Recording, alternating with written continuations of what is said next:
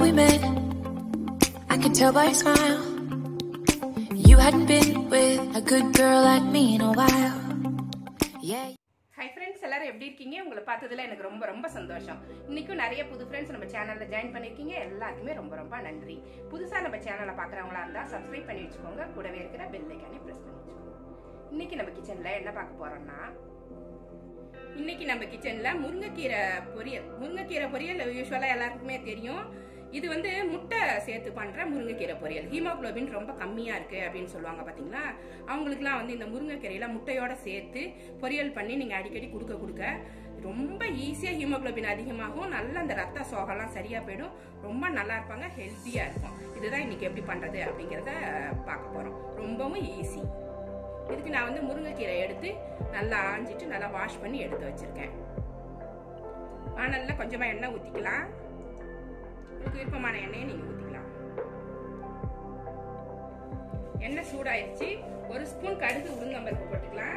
ஒரு ஸ்பூன் கடலைப்பருப்பு. கடலைப்பருப்பு வந்து ரொம்ப கம்மியா போட்டுக்கோங்க. சில பேத்துக்கு பல்லு நல்லா மாட்டும் அப்படின்னு ரொம்ப பயப்படுவாங்க. அதனால இது கொஞ்சமா போட்டுக்கலாம் ஒரு வாசனைக்கு. கடுகு பொரிஞ்சிருச்சு. கடலைப்பருப்பு ரொம்ப சேவக்கிறதுக்குள்ள வெங்காயத்தை நம்ம சேர்த்துருவோம். 2 பெரிய வெங்காயம் சேர்த்துருக்கேன். பெரிய வெங்காயம் சின்ன வெங்காயம் எது சேர்த்தாலுமே நல்லா தான் இருக்கும்.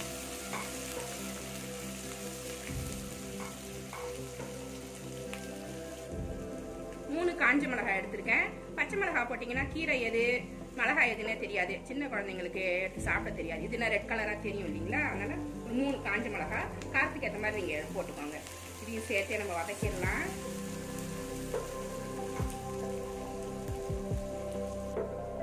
வெங்காயம் நல்லா வதங்கிருச்சு. இப்ப கீரையை இதுல சேர்த்துருவோம். முருங்கைக்கீரைக்கு மட்டும் நிறைய தண்ணி ஊத்தக்கூடாது. இந்த பசுமை மாறாம பொரியல் பண்ணணும். அந்த பச்சை கலரே மாறக்கூடாது. அப்பதான் நல்லா இருக்கும். கலர் மாறிடுச்சுன்னா கசந்து போகும். அதுல உள்ள சத்துக்களும் போயிடும். அதனால தண்ணி ஊத்தக்கூடாது, தெளிக்கணும். தெளிச்சிடலாம் கொஞ்சமா. ஃபர்ஸ்ட் இதுக்கு தேவையான உப்பு போட்டு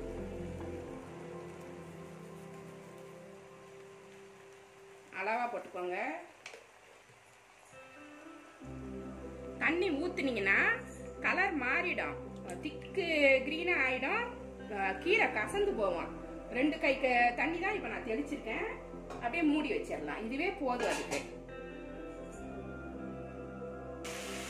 கீரை ரெடி ஆயிடுச்சு. தண்ணிலாம் சுண்டிடுச்சு பாருங்க. இந்த சமயத்துல நம்ம யூஸ்வலா என்ன பண்ணுவோம், தேங்காய் பூ போடுவோம். தேங்காய் பூ பதில் இப்ப நம்ம முட்டை உடச்சு ஊற்ற போறோம். ஒரு 3 முட்டை அளவுக்கு. உங்களுக்கு எவ்வளவு தேவையோ ஊத்திக்கலாம். உங்க டேஸ்ட்டுக்கு தகுந்த மாதிரி ஊத்திக்கோங்க.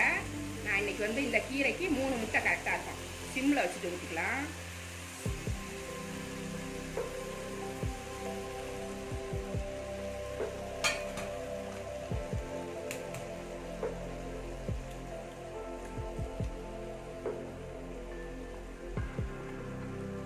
டேஸ்ட் சூப்பரா இருக்கும். முட்டை ஊத்துனீங்கன்னாக்கா தேங்காய் பூ போட்டு செய்யறதை விட முட்டை போட்டு செய்யும்போது செம்ம டேஸ்டா இருக்கும். எல்லாரும் சூடா இருக்கும் போதே கொடுத்துட்டீங்கன்னா ஒரு கப்ல போட்டு அழகா சாப்பிடுவாங்க. அவ்வளவு டேஸ்டா இருக்கும். சாப்பாடு போடுற வரைக்கும் கூட வெயிட் பண்ண மாட்டாங்க.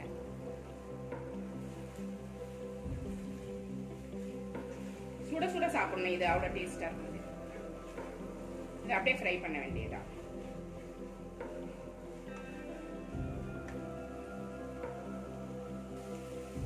நல்ல கிளற நல்ல முட்டை பொரிஞ்சு வந்துருச்சு பாருங்க. ரொம்ப நேரம் கிளறாதீங்க. இந்த கலர் இருக்கும் போதே எடுத்துடலாம். இப்ப நிறுத்திடலாம். இதை லாஸ்ட்ல ஒரு ஸ்பூன் எண்ணெய் ஊத்தி கூட நீங்க கிளறிக்கலாம்.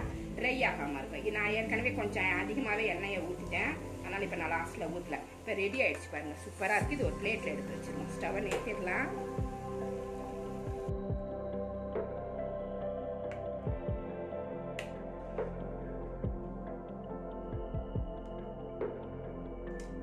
முருங்கைக்கீரை பொரியல் சூப்பரா இருக்கு பாருங்க. முருங்கைக்கீரையும் முட்டையும் இதை வந்து பரிமாறுற வரைக்கும் கூட வெயிட் பண்ண மாட்டாங்க. இப்படியே ஒரு பிளேட்ல கொடுத்தீங்கன்னாக்கா அழகா சாப்பிடுவாங்க. சூப்பரா இருக்கும். ஹீமோகுளோபின் அருமையா ஏறிடும். ரொம்ப சத்தான முருங்கைக்கீரை முட்டை பொரியல் சூப்பரா ரெடி ஆயிடுச்சு. இது மாதிரி நீங்களும் உங்க வீட்டுல ட்ரை பண்ணி பாருங்க. இந்த ரெசிபி உங்களுக்கு பிடிச்சிருந்தா நம்ம சேனலை சப்ஸ்கிரைப் பண்ணி வச்சுக்கோங்க. கூடவே இருக்கிற பெல் ஐகானை பிரஸ் பண்ணி வச்சுக்கோங்க. லைக் பண்ணுங்க, ஷேர் பண்ணுங்க, கமெண்ட் பண்ணுங்க. இவ்வளவு நேரம் என்னோட வீடியோவை பார்த்த எல்லாருக்குமே நன்றி. Thank you friends.